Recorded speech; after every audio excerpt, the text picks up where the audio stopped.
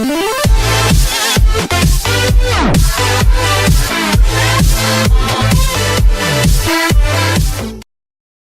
DC United's season over, here's what it has and what it needs. DC United's season ended Sunday awash in sentimentality about a fading stadium and disappointment about a last-place performance. Missing the MLS playoffs for the first time in 4 years has afforded the coaching staff and front office extended time to evaluate the roster and begin targeting acquisitions before training camp begins in earnest in late January in Clearwater, Florida. United's .925 record and 32 points were the third poorest in club history. All three have come since 2010, and left DC tied with the Los Angeles Galaxy for the worst mark in the 22-team league. United was the only team to lose 20 times and finished with the crummiest goal differential, -29. After 5 late summer moves and 3 consecutive victories, DC went out on a 1-5-1 skid, culminating with a 2-1 defeat to the New York Red Bulls in the RFK Stadium farewell Sunday. After mid-May, United never rose above 9th place. The U.S. Open Cup campaign ended after 2 matches, in the round of 16. With management maintaining faith in his coaching ability, and pledging to give him the tools to compete after many frugal, make-the-best-of-it years, Ben Olsen will keep his job and return for an 8th season. He's second in MLS tenure behind Sporting Kansas City's Peter Vermes. With the promise of a larger payroll and a new stadium at Buzzard Point, Olsen will come under increasing pressure to win. Because of the schedule, though, the club will offer him some slack. Audi Field will not open until the summer, the tentative debut is June 30th, and United will start the season with a heavy load of away matches. MLS has yet to determine whether it can fit all of United's 17 home dates into the last 4 months of the season. If it can't, the club will have to arrange a few home games in the spring at alternative venues in the region. United will not return to RFK Stadium or play at Nationals Park, which is 2 blocks from Audi Field. The Redskins' FedEx Field also seems unlikely because of the cost and size. That leaves Richmond, College Park, Annapolis, and Baltimore. There are only 7 weekends between late June and late September when the Washington Nationals are out of town.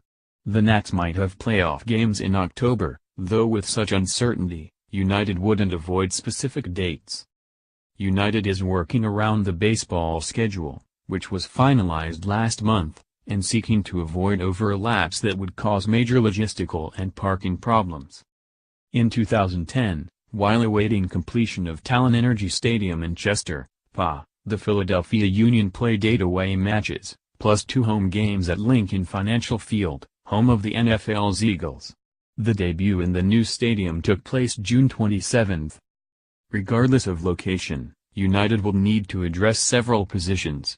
This summer's spree bolstered the midfield with 3 starters, left wings Olton Stieber, right wing Paul Arriola and defensive midfielder Russell Canouse, and supplied the possible first-choice goalkeeper, Steve Clark, as well as an attacking prospect, Bruno Miranda.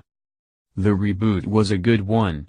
We needed to be nearly perfect once we rebooted to make a long-shot playoff push, Olsen said. Not a lot went our way, and that's usually the case when you sit in last place. The group we have right now, I think you can see some very good stuff there. We have a lot of work to do, but we're very excited about what we can put together in this new building. General Manager Dave Casper is preparing for a busy winter. We have a lot of very good pieces, he said, but our work is definitely cut out for ourselves to make things better. Casper said the starting point is the spine, goalkeeper, central defense and midfield, up to the striker. Here's a look at the current roster, by position.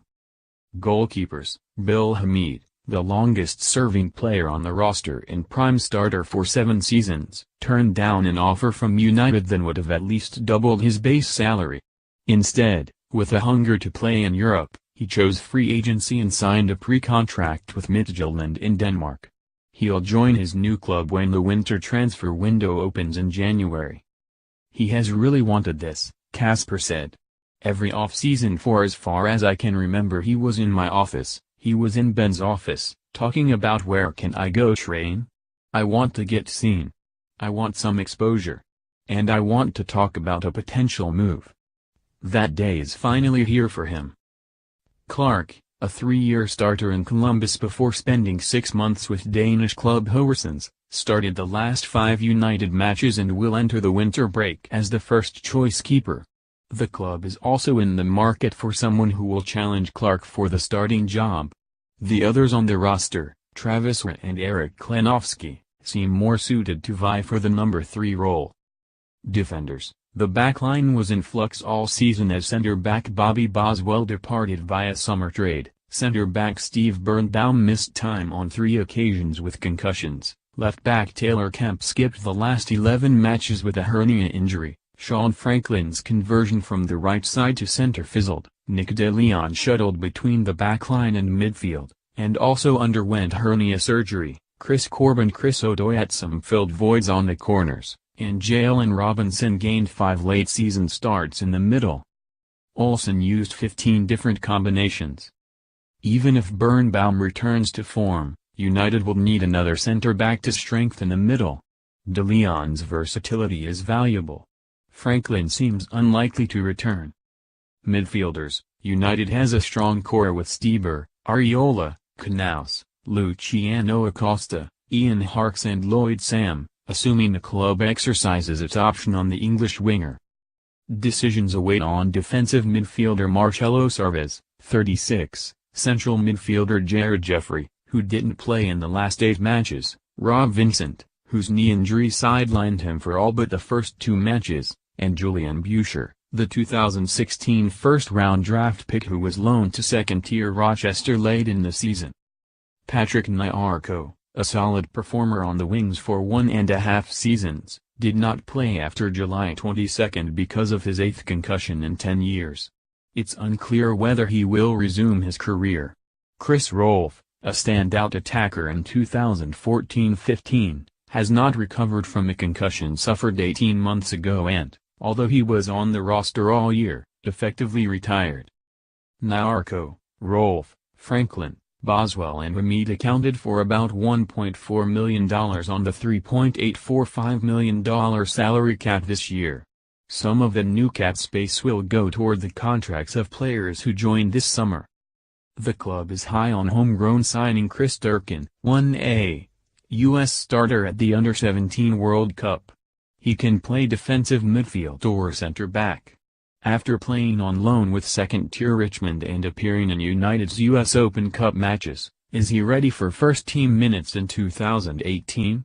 United is also keeping a close eye on homegrown prospect Eric Williamson, a wide attacker from Alexandria who is in his junior year at the University of Maryland. He excelled with the U.S. Under-20 squad.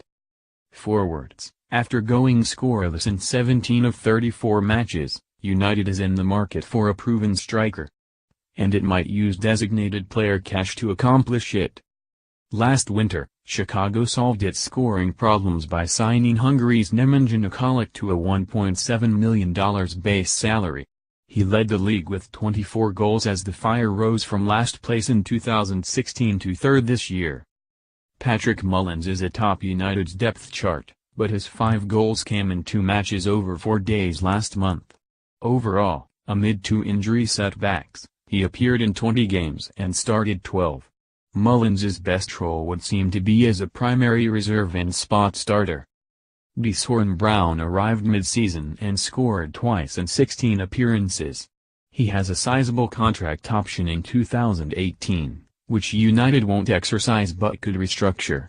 More likely, though, he will not return.